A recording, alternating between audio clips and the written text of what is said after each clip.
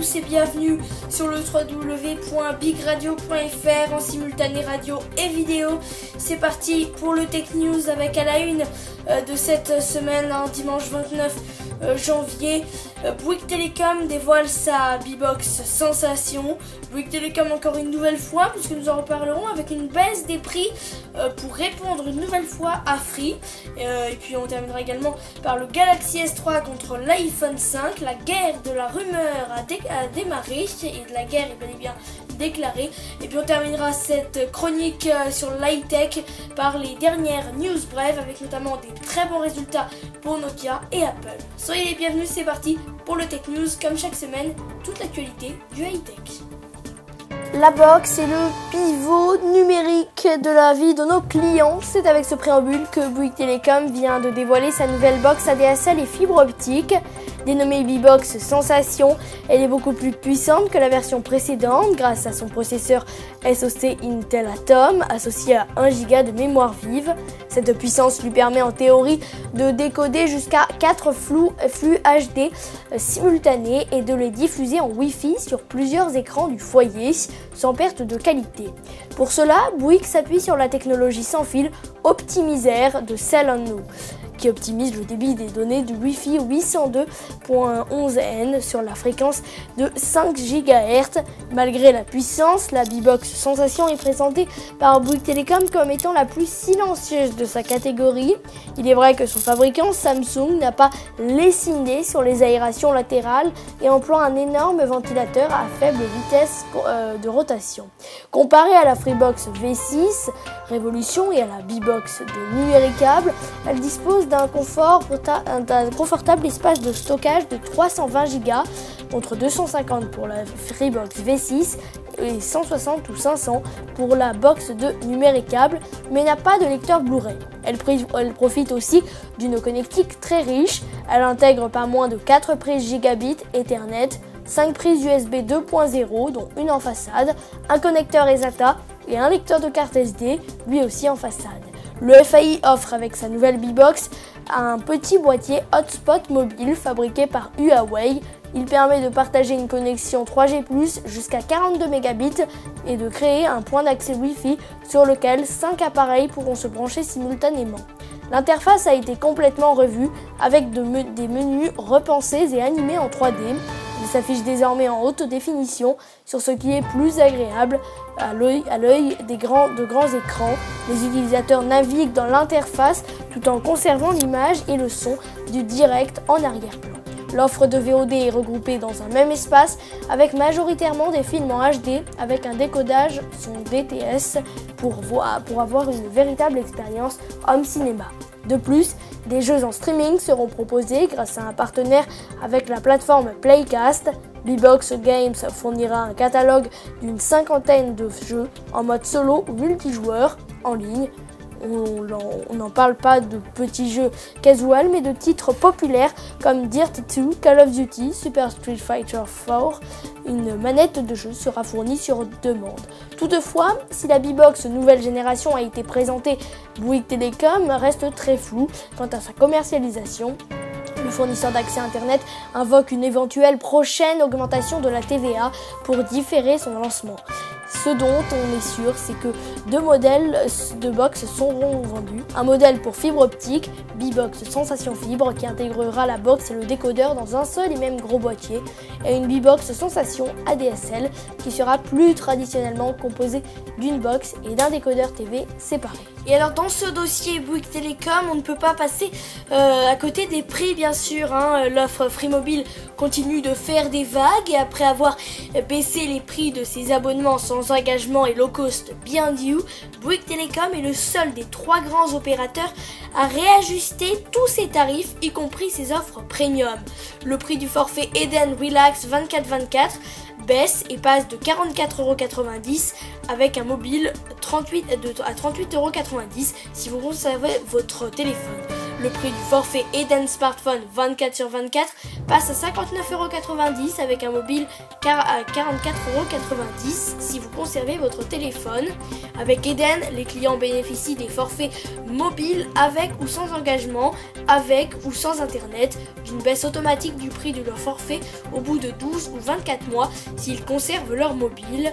Le mobile de leur choix est à un tarif inférieur au prix nouveau client tous les 24 mois. Pour ceux qui possèdent déjà les offres Relax Eden 24/24 et Ideo Relax 24, la baisse sera automatique et prendra effet lors de votre prochaine facture.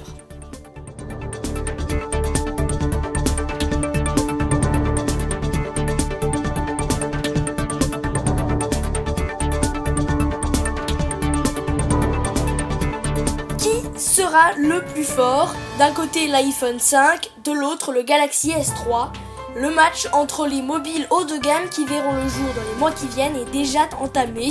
Un combat particulièrement symbolique qui oppose deux marques ennemies et deux OS en lutte pour la domination sur les terminaux mobiles.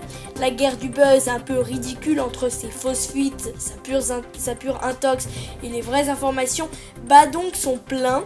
Un brouhaha lancé et entretenu par les fans auxquels nous sommes certes habitués de la part d'Apple, mais qui surprend davantage côté Samsung.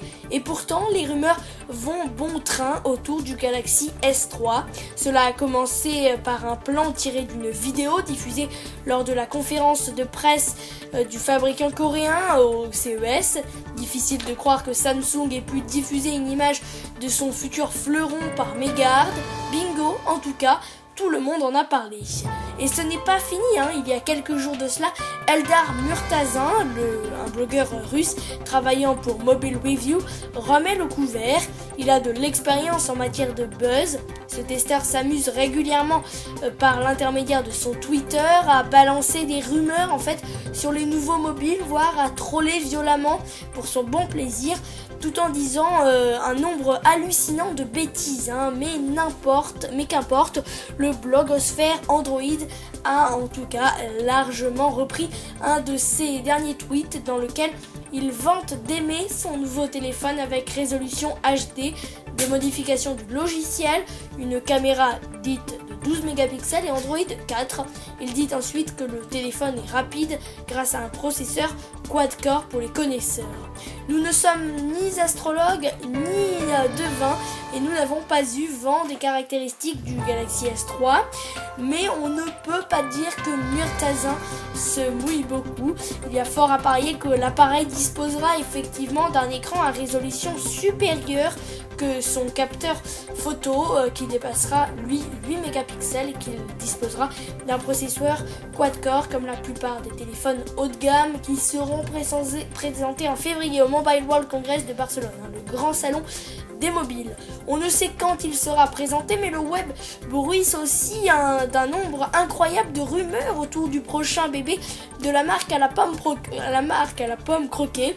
La plus populaire du moment nous vient de 9to-Mac qui explique qu'un employé de Foxconn lui a dit que l'appareil serait prêt pour la production et que cela indique par ailleurs que le mystérieux employé a précisé que l'appareil aurait un écran 4 pouces au plus.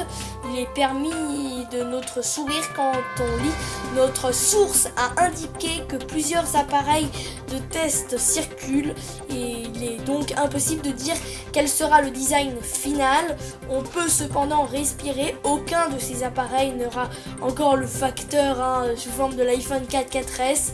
Encore mieux, la source 9to5Mac lui a permis d'infirmer une autre rumeur qu'il avait mise en avant précédemment.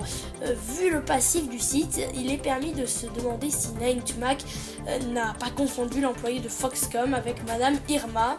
Autre rumeur qui grossit, le capteur photo de l'iPhone 5 pourrait accueillir la technologie de mise au point Litro, car Steve Jobs s'était montré particulièrement intéressé par cette technologie et avait rencontré le patron de Litron, Ren NG, mais là encore, ce n'est que de la pire spéculation. spéculation tirée d'un extrait du livre Inside Apple qui évoque brièvement le meeting.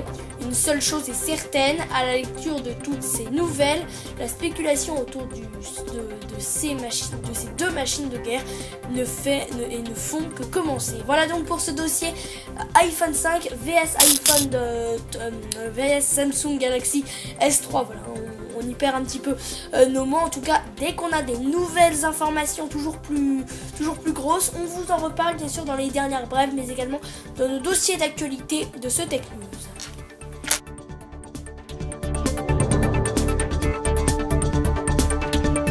Allez, on passe à présent aux dernières brèves et premièrement Windows 8, des premières informations sur la Consumer Preview avec l'approche de la bêta désignée par Microsoft sous le nom de Consumer Preview, à rapprocher de l'ancienne développeur Preview développée et distribuée en septembre 2011.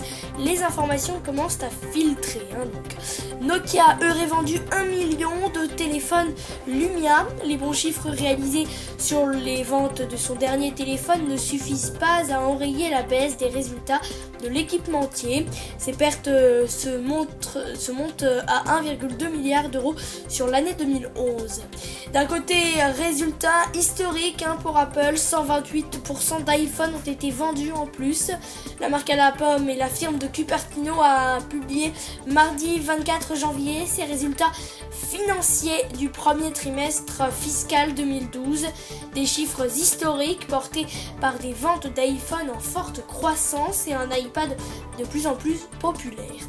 Le FBI veut renforcer sa surveillance des réseaux sociaux. Le célèbre bureau fédéral américain vient de passer un appel d'offres pour créer un outil open source de surveillance des réseaux sociaux à la recherche de dangers potentiels. 3 Anonymous sont en garde à vue après des attaques sur le site d'EDF, selon nos confrères de France Info.